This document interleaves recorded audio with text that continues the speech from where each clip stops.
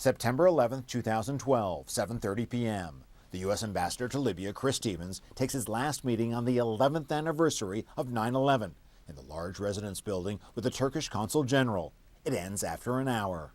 Stevens escorts the diplomat to the main gate. He makes small talk in Arabic to the guard and goes back to the main residence building and retires to his bedroom for the night. Still no sign of any kind of spontaneous demonstration over that web video, a protest the Obama administration would later suggest escalated into a deadly riot. Joining Stevens in the main residence building is Information Management Officer Sean Smith and 4 diplomatic security special agents. Another agent is at the nearby Tactical Operations Center. 9:40 p.m. Some guards at the compound say they could hear up the street explosives going off and people yelling and chanting. A mad mob of attackers break through here, the main gate, a weak point in the defense of the mission. And then they move on here to the understaffed Libya militia barracks. They storm the place, they torch it, they light up embassy cars around it, and then they move on. Witnesses there say the fighters are well armed and organized, flying the radical Islamist flag. Some are wearing Afghan garb and have foreign accents. An agent in the Tactical Operations Center sees and monitors scores of men pouring into the compound. At the annex a mile away, which Fox News has confirmed was a CIA installation, Tyrone Woods, a former Navy SEAL, and other agents can hear shots being fired in the vicinity of the consulate. Sources tell Fox News national security correspondent Jennifer Griffin that they asked permission from their CIA superiors on the scene to assist, but are told to stand down. They say it is the first of 2 such requests they would make. But the CIA says, quote, no one at any level in the CIA told anybody not to help those in need. Claims to the contrary are simply inaccurate. Meanwhile, security agents at the consulate are sounding the alarm too. A diplomatic security agent working in the Tactical Operations Center immediately activated the imminent danger notification system. In the main residence, the special agent, reportedly David Ubben, comes here and gets Ambassador Stevens from his bedroom and brings him, along with Sean Smith, to this room in the safe haven. Really, aside from some medicine and other supplies, a big, dark, windowless closet. And then, outside, a locked gate. Hope for security. State Department official Charlene Lamb was working that night in Washington, and so she could follow the events in real time. He also alerted the quick reaction security team stationed nearby, the Libyan 17th February Brigade, the embassy in Tripoli, and the Diplomatic Security Command Center in Washington. Now special forces are moved to southern Italy, 480 miles away. The Pentagon officials later expressed concern about putting them in harm's way without a clear picture of intelligence. Stationed 1,000 miles away are jet fighters and attack helicopters. Officials say strafing the street was not an option for fear of civilian casualties and collateral damage. Emails cascade into the mailboxes of high-ranking officials in the intelligence community, in the Pentagon, and even the White House. 4:05 p.m. Eastern Time. The diplomatic mission is under attack. And a surveillance drone begins to hover over the consulate and beams back live pictures to Washington.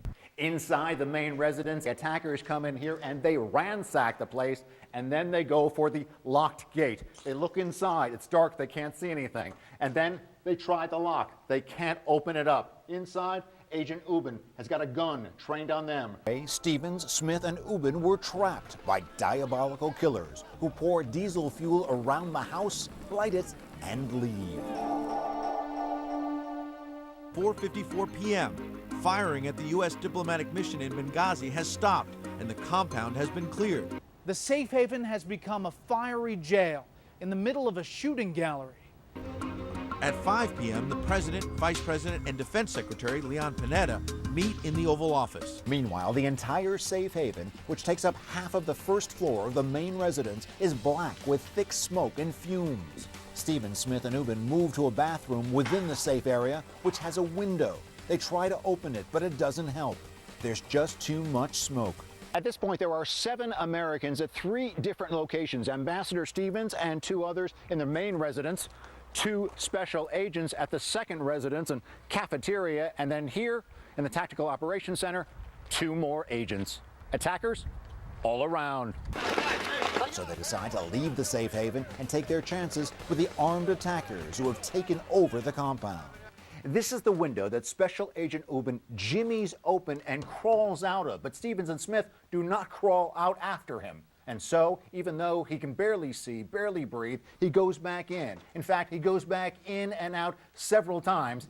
He can't find them, and he is overcome with smoke. Back at the CIA annex, sources tell Fox News there's another request to go and assist the people at the compound. But once again, they say they're told to stay put. Once again, the CIA says it never happened. Quote, "We can say with confidence that the agency reacted quickly to aid our colleagues during that terrible evening in Benghazi." End quote. At the compound, 3 of the diplomatic security agents make their way to the main residence. They crawl into the residence on their hands and knees, feeling their way through the building to try to find their 2 colleagues. They find Smith. They pull him out of the building. He's dead. Just before 11 p.m., at the annex, former SEAL Tyrone Woods and 5 others are said to ignore their orders and race to the consulate. They bring with them 16 Libyans from the February 17th Brigade militia. Some surround the compound. The others go in. They are unable to find Stevens.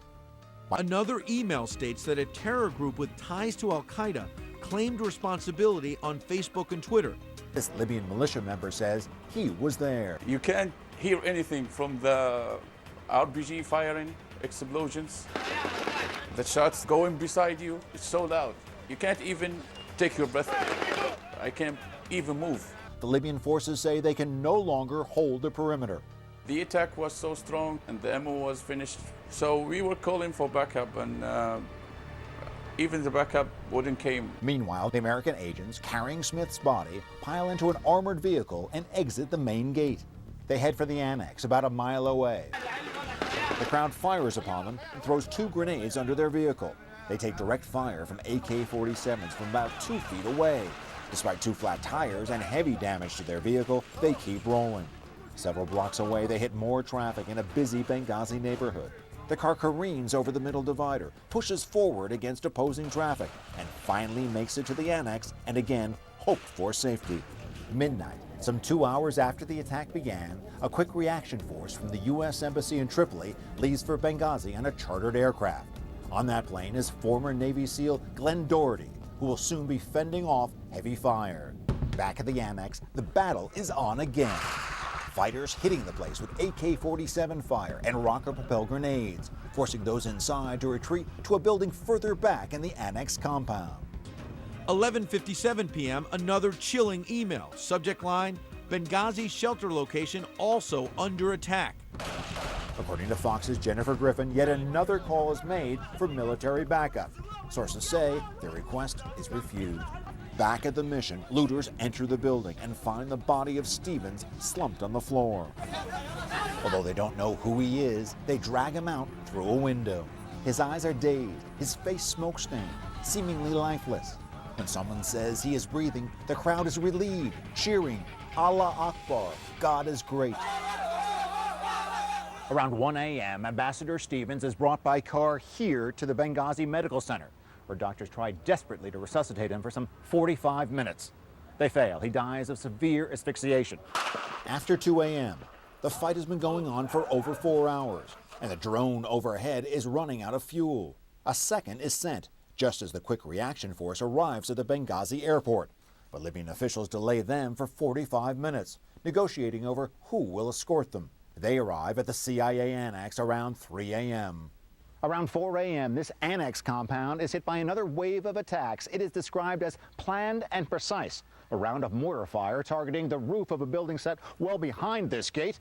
That turns out to be dangerous and deadly. Badly injured in that attack, Special Agent David Ubin, the same man who struggled valiantly to save the lives of Ambassador Stevens and Information Manager Smith. 2 other Americans are killed. Former Navy SEALs Glenn Doherty and Tyrone Woods, who manned the gun position on the rooftop of the annex. They were hit by a mortar. They didn't go down without a fight. The machine gun that they were sharing on the roof was caked in blood. It is said that they continued firing and they continued fighting after they were hit. A decision is made to evacuate the whole enterprise. Libyan militia coordinate a convoy to escort the Americans to the airport. September 12th, 8:30 a.m. The Americans evacuate on 2 flights. The second plane leaves with the remaining Americans on board and the bodies of Ambassador Stevens, Sean Smith, and Agents Doherty and Woods.